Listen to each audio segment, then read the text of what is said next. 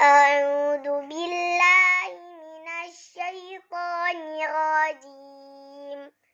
كلا لا وزر إلى ربك يومئذ المستقر